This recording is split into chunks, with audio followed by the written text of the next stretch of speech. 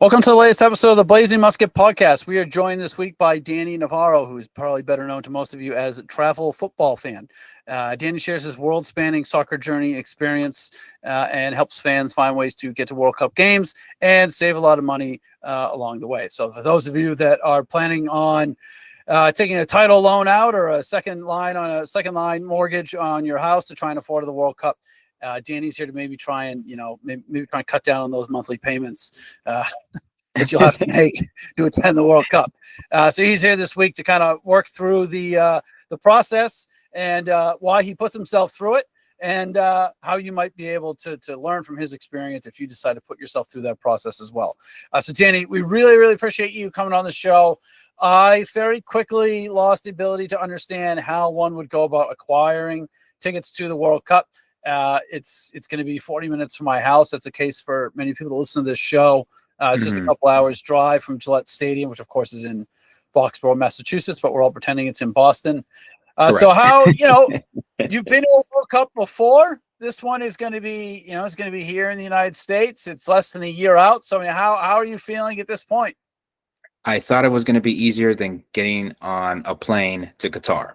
Let's just put it that way.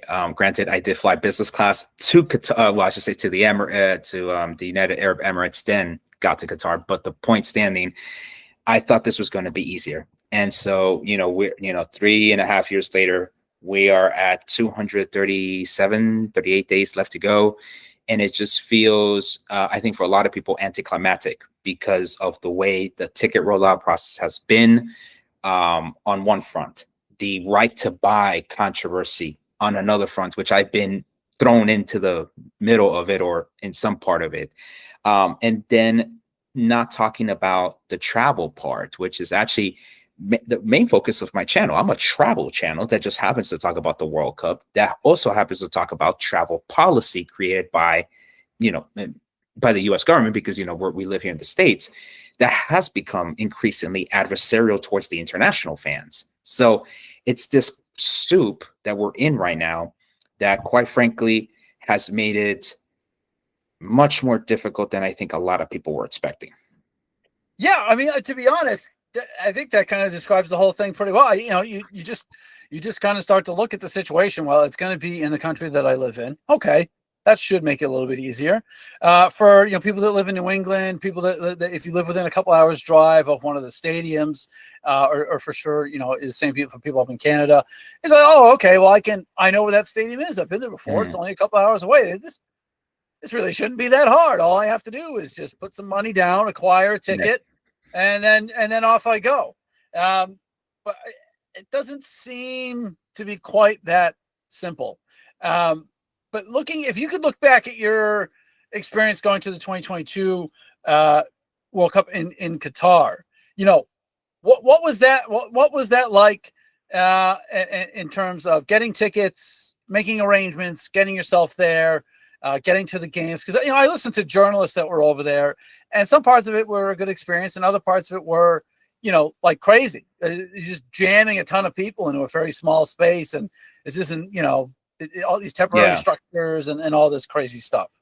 No, and I agree on a lot of those temporary structures. Obviously you had the human rights allegations that lean towards true to what happened to the guest workers that were being sent over there to build the stadiums. My experience and my reasoning for going to Qatar was simple. I wanted to be one of those people that at least got to say I went there. I got to see what might have been good, what might have been bad.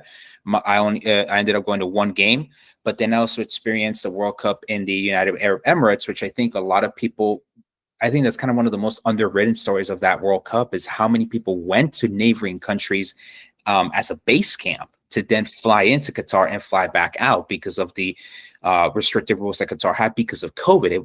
Part of it was the size of the country, basically Doha, really. But the other part that I think a lot of people forget, this was still recovering from COVID. You had to have your vaccines, squared away. You had to have a lot of preparation in the front end, right? That included buying the ticket. So you can even go to Qatar without the ticket itself. So a lot of things were done to prepare the fan to get into Qatar, which then I think allowed for a more seamless experience, because then the only thing they had to worry about is, When's the game happening? Right. Or as I spoke to one Irish gentleman over there, he got to see 4 round of 16 matches on the same day. 4 of them. One day? And one day he got to see 4 round of 16. Because I think they were happening. It was either 2 or 3 or 4. I forget. Yeah, but it's still, I mean, multiple round of 16 matches, because all he had to do was go to one end of the city to the other. And the game, he ended up at the Brazil South Korea round of 16 match, which is the one I went to. So there was so much flexibility, even though it was difficult to at least fly to Qatar. That's why a lot of people went to Dubai, went to Abu Dhabi to stay there. The hotel rates relatively cheap compared to what they were in Doha, and people just flew back and forth. With this World Cup here, you compare it, and it's just like the airport infrastructure subpar compared to that part of the world. The hotels, again, subpar. Maybe in some cities you might have some better quality ones. This just feels like you're just being thrown into some sort of Hunger Games for travelers, and you're just expected to just deal with it, right? Just figure it out by yourselves. And that's why I created Travel Football Fan, coming back from Qatar, because I understood that this Continental World Cup needed some guidance. We went from, in terms of geography, from Disney World to a continent, 3 countries, 16 cities, 104 games, 48 teams. It was just too much. And so that was back in 22 into 2023. Now you've added all of this complexity to it. I guess it's a very nice way to put it. Of the Trump administration adding all of these travel restrictions, of the 3 host countries not being in good relationship with one another. It just adds further complexity. It adds further strain to that relationship. This is supposed to be a united bid. It's really far from it, in terms, at least, of travel policy. And so fans, are they probably thought they could go to all 16 cities. I was one of those people. I got interviewed by the Wall Street Journal. I said, look, that my grand plan is to go 16 cities, 16 matches. I've basically had to throw that plan into the garbage. There's no way I'm going to be able to do 16 cities, 16 matches. You already have the tickets being insanely overpriced. And then you add to that the hotels, the rooms, $1,000 a night in some places. Like, this is ridiculous at some point. I feared this was going to happen. I thought that by the size of these of this World Cup, we were going to at least have some sort of like downward pressure on pricing. This is not ending up being the case. Yeah, unfortunately, that seems to be the issue. Trying to go to almost anything. If you want to go to a Taylor Swift concert, my stepdaughters were talking about the prices, and I was just like, that's on why. Like, I get it. She's an amazing artist. Like, I get it, but like, people are forking over like $1,500, $1,600 to. If you really want to get down to it, listen to someone sing songs that you've already heard, right? Like, I mean, it's just it's crazy. But this now you're talking about a once in every 4-year event where whatever game you're going to go to. Well, this game isn't going to be here for 3 nights doing the same act. This is a one-time event. So unfortunately it's not surprising that the prices have gone up. But I think I may have naively thought a couple of years ago, like you said, well, there's just going to be so many games in so many cities that there'll be plenty to go around for everybody. Exactly. And I think the other part of it is, look at the quality of the matches too. And, and again, no disrespect to any of the lower seeded, lower ranking teams, but of course not.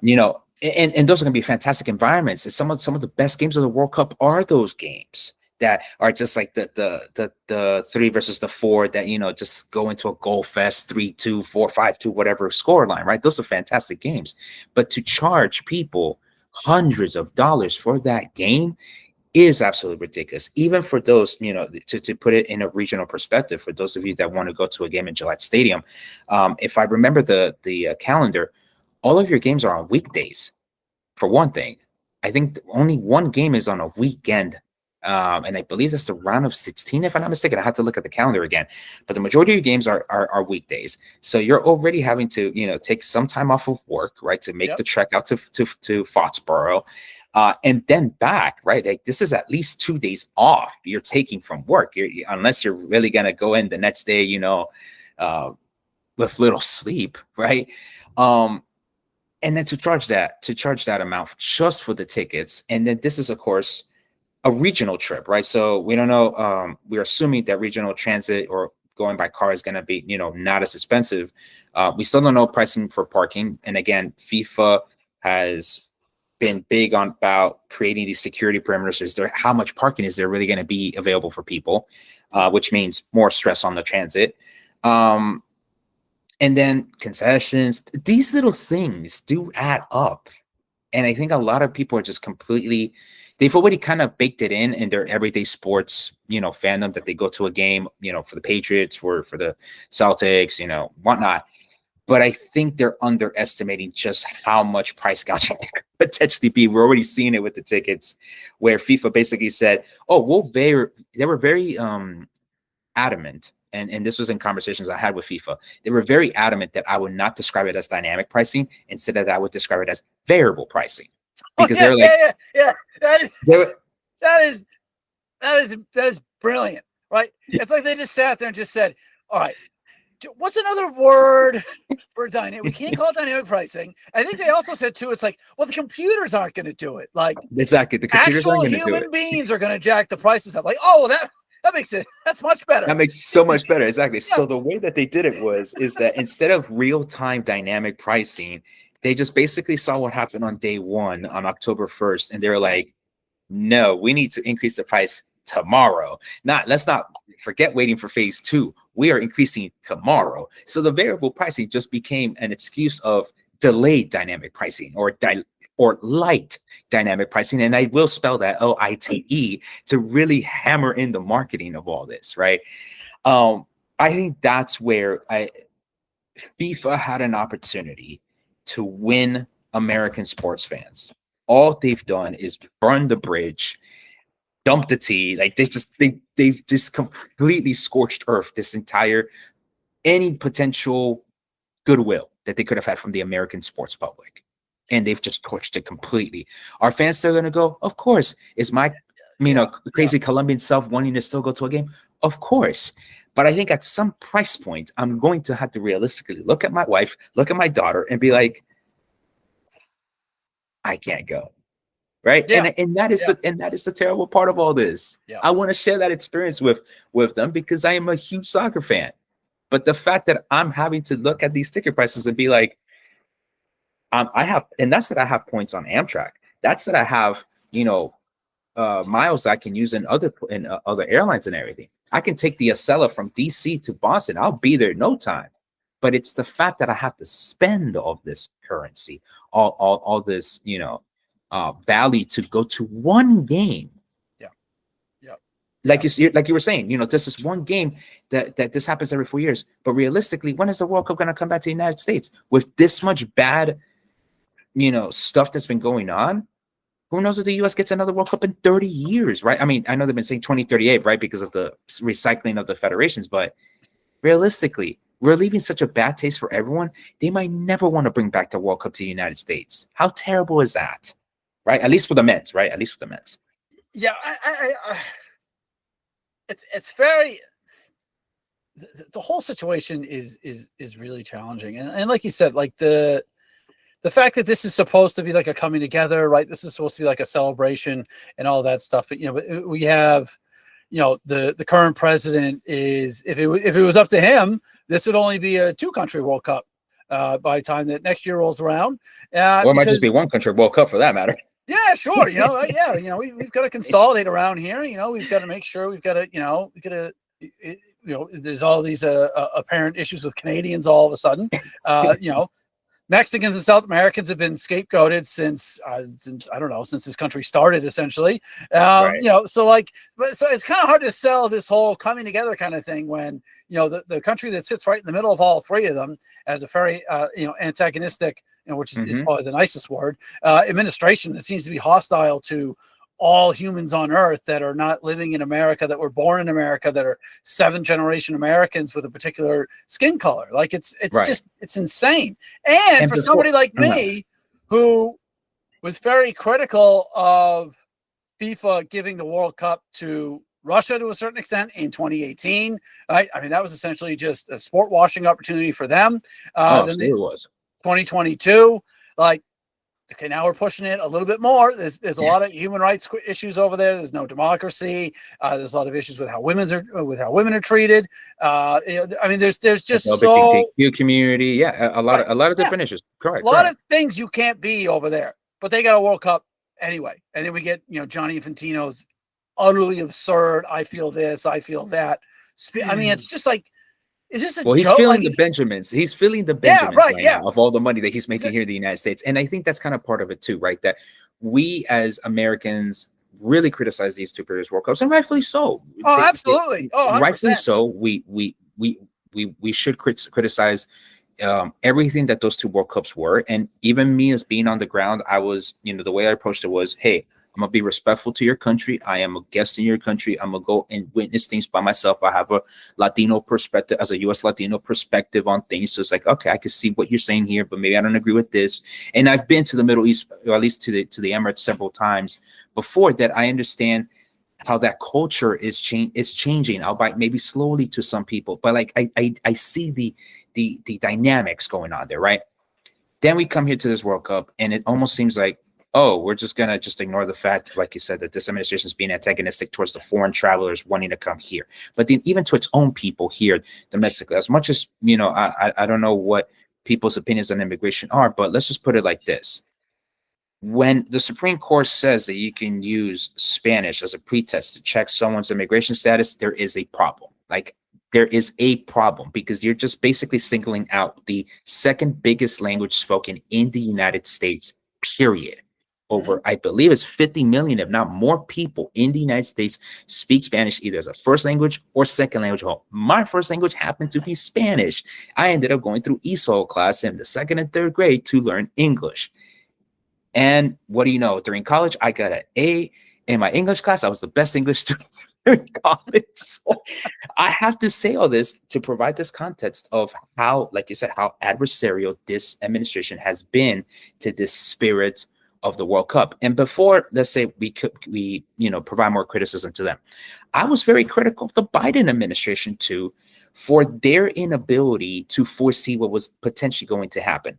Their inability to improve the visa processing times for a lot of the foreign fans. For example, Colombians, they were, for the longest time, they've had a visa processing time of almost 2 years. 2 years. This is dumb. That you're going to make Colombians wait 2 years with less than 2 years to go to the World Cup. Yeah, and even now, doesn't really work. Yeah. And even now, right? Not just Colombians, but a bunch of other folks from the global South. You're making them apply with no guarantee that their visa is going to get accepted, with the increased fees that this administration has put on top of that. And you still haven't staffed the consular offices to improve these visa processing times, right? I think it's Secretary of State Marco Rubio said, we'll use AI. Great, fantastic. That seems to be everyone's answer to things these days. It's just AI, right? Just throw AI in there. So the whole point of that is this. This has been an American problem, exacerbated by this administration. And I think that's the way that I want to put things, because as much as I've been very critical of the Trump administration, I think my politics shows in the content and how I analyze this, the news and everything that's happening. Like I said, I've been very critical of the Biden administration on how their lack of preparation was for this World Cup too. It just seemed like everything has been a last minute, throw it at the wall and see what happens, right? And so with these visas, that's been a last minute thing. And now you get to this Trump administration that's been so adversarial to the sanctuary cities, to cities like Boston, that, oh, we're just going to take your games away. It just seems so like, who are you?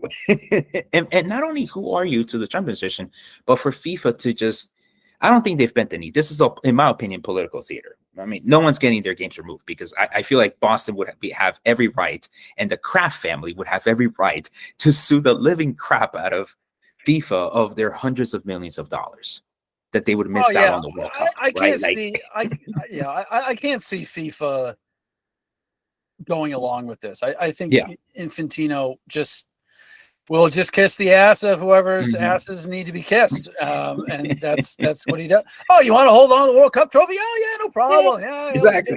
we got another one. Don't worry about it. Yeah, we got tons of them actually. No one knows this, but we've got Jules Metro. We don't even know what to do with. Sure. Yeah, exactly. So I do think that this whole threat of the cities, oh, they're gonna get their World Cup games removed. It's all political theater, in my opinion. I've lived in DC here for almost more than 10 years. I can sniff out when it's theater versus when it's actually something real. But I think it's the fact that we're having to deal with these types of questions instead of how can we bring the world together? How can we do the fan festivals, right? How the fun stuff, right? Yeah, I wanted to cover the fun stuff. I know, like that's the crazy thing. And we talked before we started recording about there are people that say hey, look, like you just need to kind of keep the politics out of all this stuff. And it's like, yeah, that would be great. I would love to do that. I was one of those people up until 2 or 3 years ago. So sorry, I can't do it anymore. Like I didn't watch. Look, it was a relatively easy choice because the team that I care about the most didn't make it to the 2022 World Cup. The Italians weren't there. So no Italians, no party for me. So it was relatively easy for me not to watch. But still, it's like, it's too much now. It's too much to just go back to when I was a kid, when everything was, very naively back in the 90s, everything was very simple. You wouldn't have to think about all this other stuff, and you could just go and watch sports. But we don't live in basically that world when anymore. When Infantino's driving past by my house every week to go visit the White House, there is a problem. I'm not the one mixing the politics of the sport. Right. I'm literally seeing the guy in charge of the soccer going to the White House every week. Yeah, so he's supposed to pretend that that's not happening. Exactly. He's not stopping by my house to have a cafecito with me. So I feel also a little bit left out of this. It's like, come on, let's chat. Let's talk about why do you feel the need to do this. Let's actually talk maybe something positive. I would say Mexico, the way that they've handled their ticket buying process. Yes, they only have 13 games. I think they could have easily hosted double the number of those games. Quite frankly, they could have hosted a lot more. But the way that President Sheinbaum and their government was able to negotiate with FIFA to, hey, we're not doing resale. I know y'all want to sell Azteca like crazy because that is going to be a marquee game, but for Mexicans, no resale. They're going to get fixed price tickets. There ain't no dynamic pricing, no variable pricing, however y'all want to call it. Mexican citizens get a fair price ticket. And that seems to be working so far for them. That is an example of government policy being used for the benefit of the fans. And yet here in the US and in Canada, we don't have that. Right. And mind you, and again, this is, I think, an American problem, right? I think both parties, the ones at least that are in charge right now, not pushing for things like fair prices for fans, right? Why is it that a mayoral candidate, Mondani in New York, is the only person in the political sphere of either party calling for, what was it? I think he said 50% of those tickets only be sold to New Yorkers, no resale, and I forgot what the other thing was of his platform. But the fact that he's the only one in the political circles talking about it, come on, right? Like that shows the problem of this whole process. No, it does. Because we live in a bit of an illusion that there's these two, drastically opposed parties, and that's not really on most things when it comes to stuff like this. They're really not that far apart. Right. Probably not far apart at all, really, honestly. Right. But that's interesting that Mexico has done that, because if FIFA was all the things that FIFA says that they are, I feel like that would be the standard. Like, we're not doing resale. If you buy a ticket, we can't give tickets to everybody. There's just no way. So we have to do a lottery or whatever, because we can't meet the demand, right? We'd have to have every team in the World Cup play a 200-game season. Like, there's just the demand can't be met. Right. So the only way it's fair is you get in through a lottery, right? No one gets any favoritism. No one gets anything more because you have a Visa card or you have an Amex or whatever. It doesn't matter. If you get in, you get a ticket. This is how much it costs, and that's it. You can't buy it. And then I just wonder how many people are buying tickets, like for Gillette, right? I would really only be interested in damaging my credit report for several years to go see Italy, or if they qualify, or Uruguay. Like, I would pay through the nose to see one of those two teams. But right now, people don't even know what games they're buying tickets to. Correct. Right? Correct. Well, doesn't that create a situation where if I get an opportunity to buy tickets to a game at Gillette, I'll buy them. If it ends up being one of the two teams that I really want to go see, I'll keep those tickets. But if not, I'm just going to resell them. I'm just going to make more money. So how many people, how many people are playing that game that just get tickets and see what I can do for? FIFA had all the power to do a lot of things here. FIFA has the power to say, hey, people, don't buy on StubHub.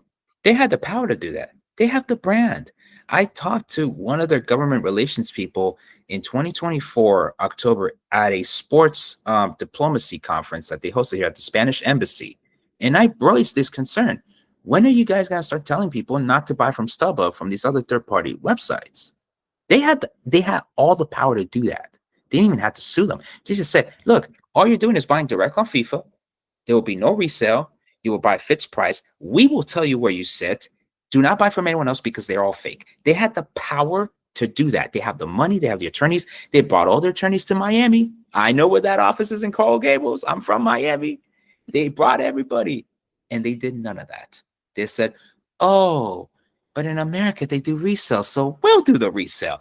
Oh, we'll charge, and in Spanish, like we call it la quincena, we'll charge the 15% not only to the seller, but to the buyer on the resale market. That way we get 30% of that resold ticket.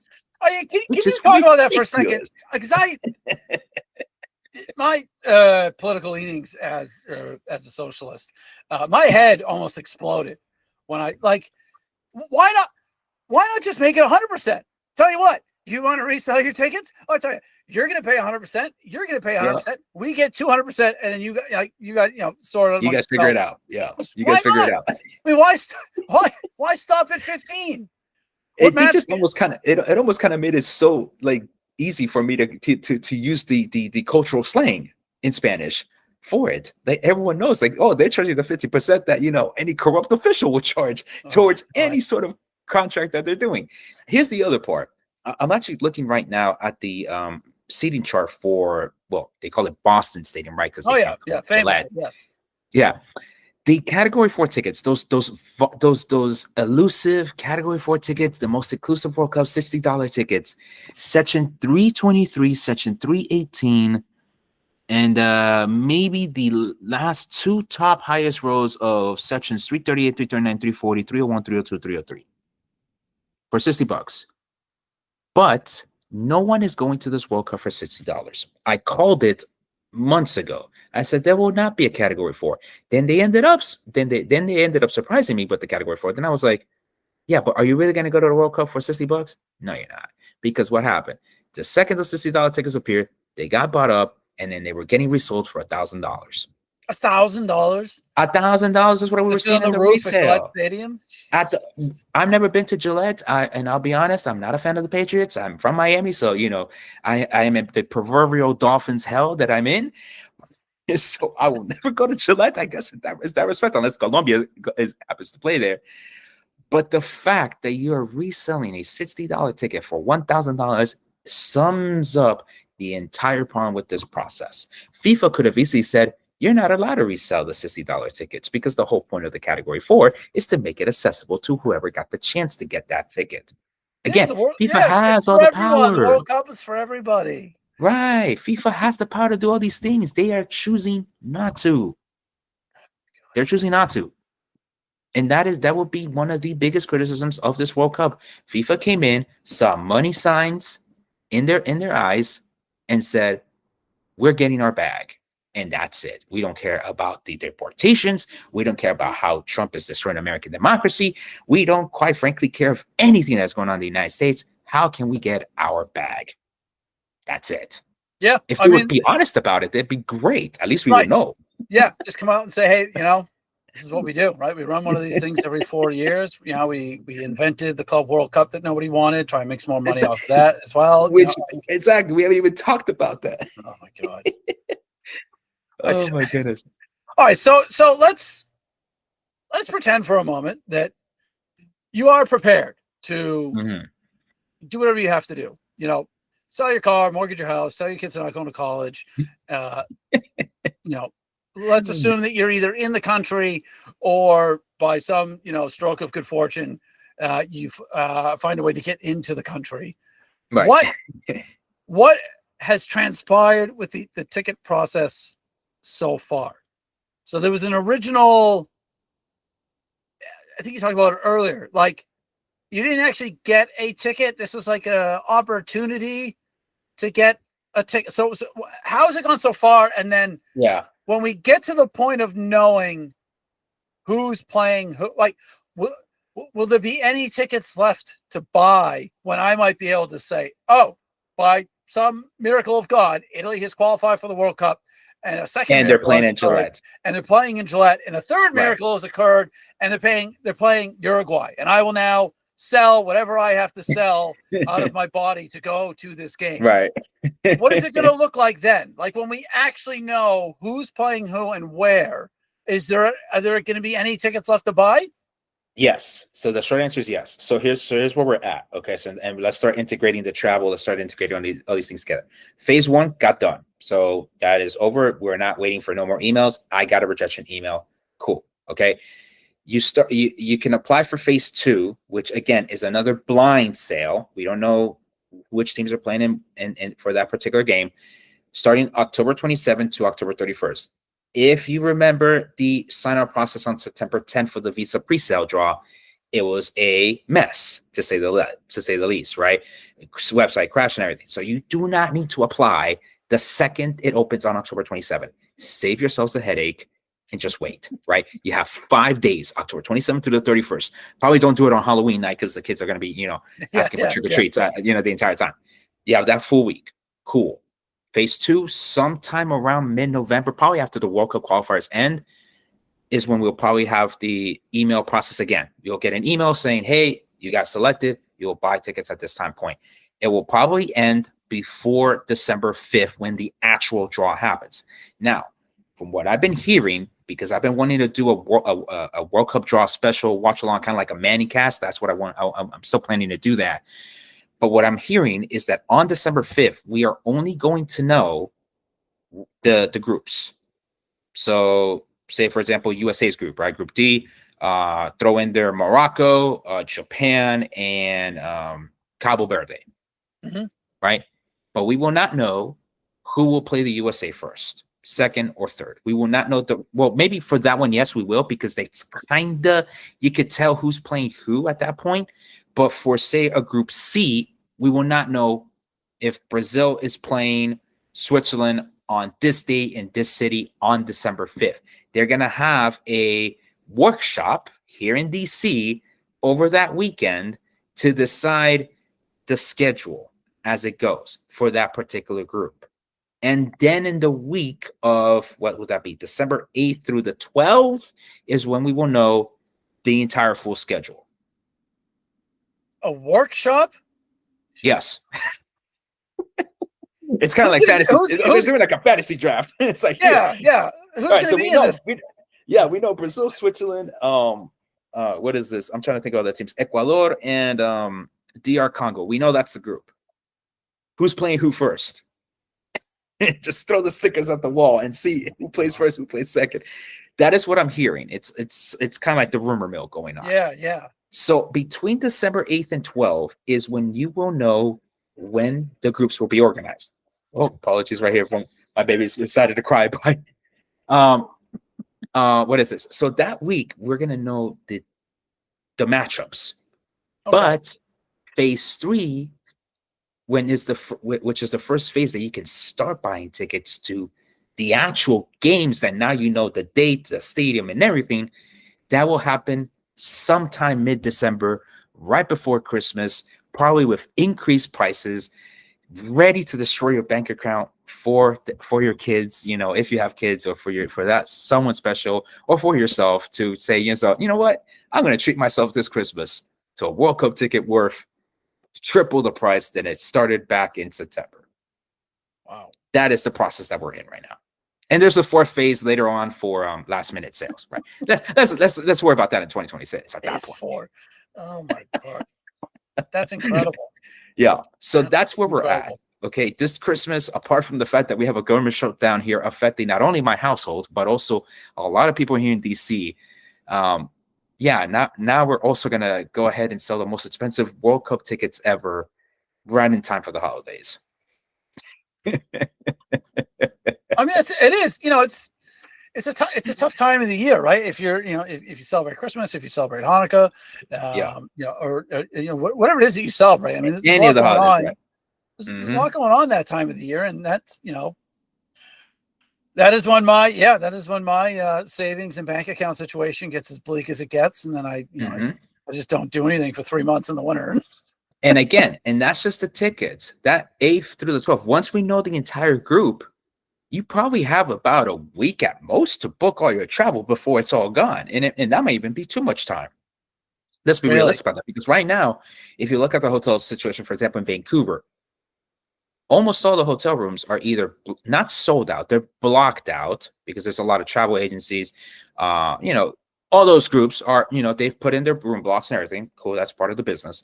But then also the few hotel rooms that are available left, at least in Vancouver, the last time I checked, they were like at $1,000 a night, and you have to pay 3 nights, and it's non-refundable, whether with cash or with points. So you're committing to that city, no matter, and that's it. And that's it. And if you're going to a game, you're going to the fan festival, they don't care. You're committing your money right then and there. You can't cancel that and get your money back. So that is the problem that some cities are going to face. They just do not have the number of hotel rooms compared to other cities. So Vancouver is going to be one of those. Seattle, unfortunately, is going to be another one of those cities where they just don't have the hotel space for it. Boston, I would say, at least is in a better position relative to everybody else. At least the Northeast, I would say in general, is in a relatively better position because at least you could be, like in my situation, camp in DC and just take the Amtrak up and down the Northeast. It is a reliable form of public transportation that is probably going to be an accessible price point for a lot of the fans. So for a lot of the teams, our region of, well, not our, I'm in DC, but like overall, right, the New England, Mid-Atlantic region is probably going to be the best one to travel around. And again, not only just because of the Amtrak, you got the coach buses, you got, flights that are going back and forth, but I feel like the flights are going to be more expensive than some of these other, cheaper alternatives that you would have.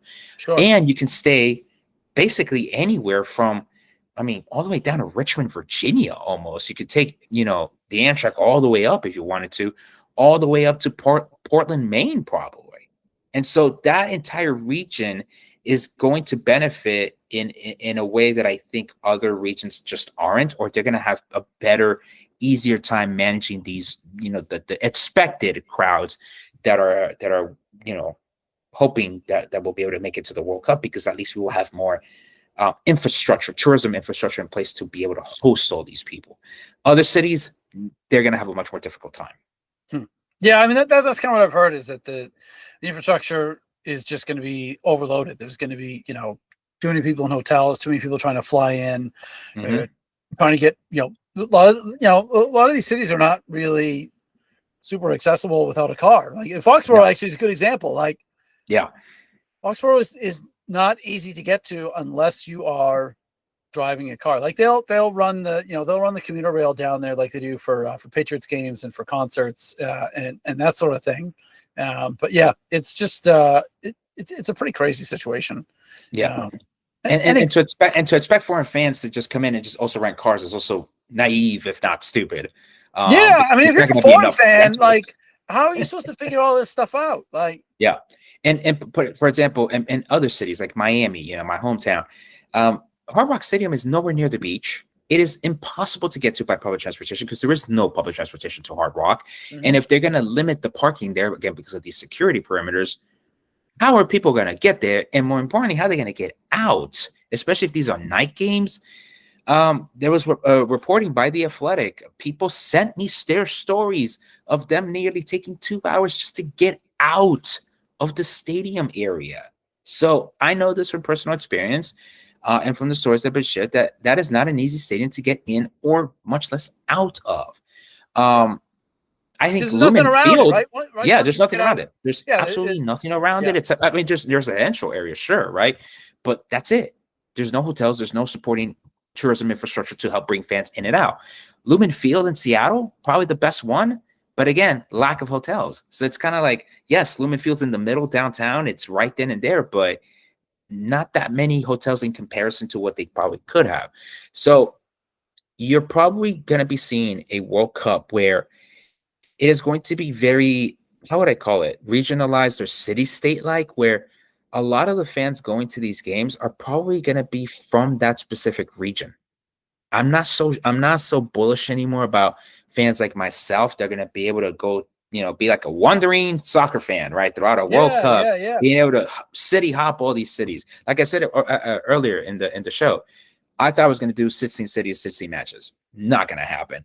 I'll have more accessibility in the Northeast. I just don't know when. I don't know how. I want to go see Colombia, and I still want to go to see some games in Mexico. Not even about going to see the Mexican national team. I just want to be in Mexico because there's going to be a party down there. Mm-hmm. Yeah. And so a lot of my ticket buying strategy won't even happen until phase 3. Not really phase 2. Maybe I'll look and see if I find something favorable, but yeah, I might have to wait till phase 3 to fully figure out what I want to do, because I want to wait and see where Colombia's playing. And then based on that, where do I then go for the Mexico games? And then maybe I save up for maybe a knockout round match. But that's really about it. That's what, at most 4 or 5 games. Yeah. I think the other thing too is that you talked about going to you want to talk about going to Mexico. We might have considered maybe trying to go up to Canada, but we kind of resigned ourselves to not really being too keen on leaving the country because of the ability to come back into it. I mean, I don't really seriously have anything to worry about. But maybe me. Yeah, but I mean, that's the thing, right? Like, so that's another thing too. It's like, well, just because I could probably go to Canada and probably come back into the country that I was born in, right. It doesn't really feel so good knowing that other people that should have that exact same right that I do might not be able to. Like, so is that another issue as well? Where, okay, I was born here in the States too, and they might give me a side eye. So, but and we have to be, we have to be completely honest about it. Yeah. And that's the thing. We have to be completely honest about that. Customs and Border Patrol have been stopping Germans, those Canadians. They've been mistreating them in a way that we have never done before. I think people just need to understand this is not normal to do to people, much less our supposed allies. Even to the people that we think they're being sus and from watch list countries, we don't even treat them like that at the airport before this administration. We don't even do that level of harassment, to say the least. So when we're talking about those international tourists, right? For example, Iran. They're banned. Their fans are banned from coming to the United States. That is a fact. I know there was that clause that apparently says, hey, we'll make an exception for their sports team. Well, according to sources that I have from the Middle East, funny enough, I've made conversations over there and friends over there, they're telling me that the Iranians are very much resigned to not being allowed into the United States. Like, they're resigned that the U.S. government is not going to let them in for the duration of the World Cup, which then puts a massive problem to FIFA, because then that means they could only realistically play in Group A in Mexico. But what if Iran's capable enough at least finishing a best third place? They have a very solid team. I mean, right. Absolutely. They're capable. So they're going to go into the U.S. They have to move on into the United States. That's the schedule format. So what are we going to do there, Johnny? What are we going to adopt there, Donald? What are we going to do?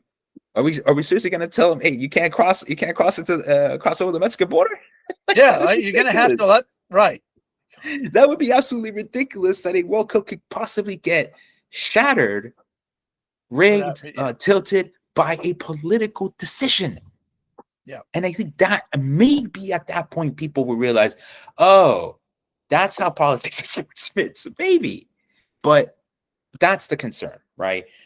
If that's what's happening to foreign fans, then you talk about U.S. citizens, you talk about, people that are born here and everything, and they're having that concern. Look, I would love to be wearing the Colombia jersey through the airport and, meet up with other fellow Colombian Americans. But is that going to risk me an extra 30-minute conversation It's like, here, come this way. I mean, that is a problem that a lot of, actually, funny enough, a lot of supporters from Argentina faced during the Club World Cup. They were actually told, dress up nicely, carry cash on you, carry your phone numbers of the consulate, of a lawyer, just in case. So I'm basically gonna have to end up coming in a business suit for the World Cup, and then before going to the stadium, I'm just gonna have to rip that off. And here's my jersey. Here's everything ready to go. Oh my God. Yeah, I mean that's what I was gonna say, right? Like, I mean, you and I could probably go to a game up in Canada and then get back to the border and like, all right, well, Danny, I'll see you again at some point, maybe. Yeah. Like, I mean, Maybe. You know, best of luck. You know, right? Exactly. So yeah. So I mean, look, and again, to try to add some positivity, because I know this is just a lot of negativity coming in. If there is going to be a positive out of this, and to challenge myself, maybe hopefully end this conversation on a lighter and hopeful note. Mexico, look, they're gonna have a party. When I was invited by the Monterrey World Cup host committee there, they have their things ready to go. They only have 4 games, but they're gonna make the most of those 4 games. They're gonna have a 39-day entire World Cup fan festival. They got Grammy Award-winning artists and other musical folks there that are preparing one of the best parties down there in Mexico. Okay, and that's just Monterrey. Mexico City is going to have the vibes there, the Zócalo. It is the largest city in the Americas. Like, you're going to have a great time in Mexico City. My wife will absolutely love it. She's Mexican, American herself. And then we've never been to Guadalajara. We would love to go to Guadalajara to go see it and experience another part of Mexican culture there. That my wife, as a Mexican American born here in the States, didn't grow up experiencing that. Going back to Mexico and fully immersing herself in that. So, if you feel so down about the U.S. side of the World Cup, go to Mexico, go to Canada. Sure. I mean, Vancouver's a lovely city. I've been to Toronto before once for the 2016 MLS Cup final. That was the most freezing game I've ever been to. It was so cold. Go support one of those countries' World Cups. They are co-hosts. Go put your money there, and if you really feel that strong about not supporting the U.S. for whatever reason, that's your choice.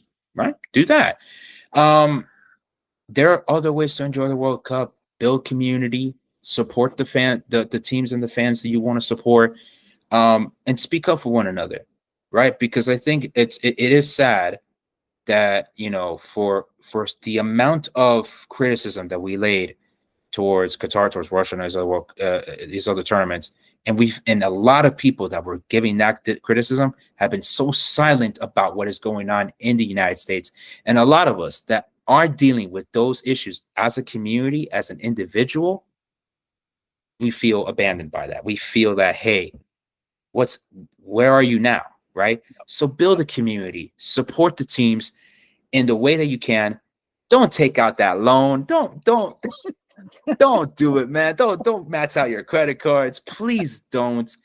At the end of the day, my content is about travel and financial literacy. If there is something that you can take from this, is this. If this World Cup is truly that expensive, don't do it. No one's telling you have to do it. Go enjoy Champions League in Europe. Go get yourself on a trip to Europe, or go to South America and enjoy a Copa Libertadores game down there, right? Or look at African football, man. Like that is, I mean, Morocco won the U20 World Cup this past weekend. Go over there. Go support football all around the world. Go be a traveler. Go immerse yourself in all these other cultures. I went with the Sounders to Tangier during the Club World Cup in 23. That was a very immersive experience. That was very cool to see the Moroccans looking at us like, yeah, Americans love soccer. Like, they literally looked at us like that. That is cool experiences. Use your money for that. If you feel like this World Cup is out of reach financially, there will always be a soccer game you can go to on your budget. You just got to plan it. You got to commit to that financial plan. And at the end of the day, learn those financial tips and tricks.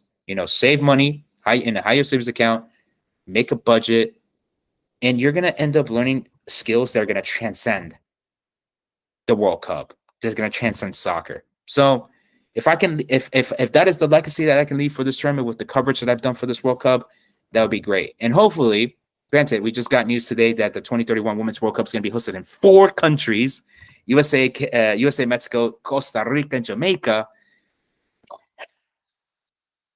What's that GTA meme? I'm not gonna say the full word, but here we go again.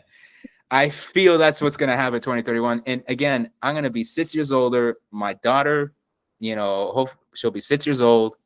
I would love to take her to the Women's World Cup. I'm gonna have to start It'll all be better by then. Don't worry. Right. Hopefully, this is all just a a dark storm that we're passing through, and everything will be better. But we're gonna leave it on that positive note, because I think there is too much negativity right now. I'm covering it just so that way we can hopefully be better for the next World Cups, men's and women's, that we will hopefully get to see.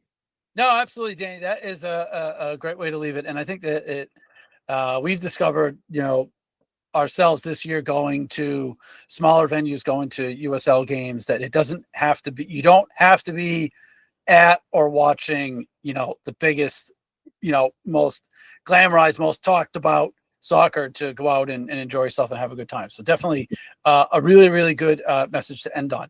Can you let people know that don't know already, where can they follow you on social media, and just quickly a little bit about what they might find on your website as well? Absolutely. So you can follow me on all socials, on Instagram, TikTok, YouTube, at TravelFutbolFan. You can visit my website, TravelFutbolFan.com.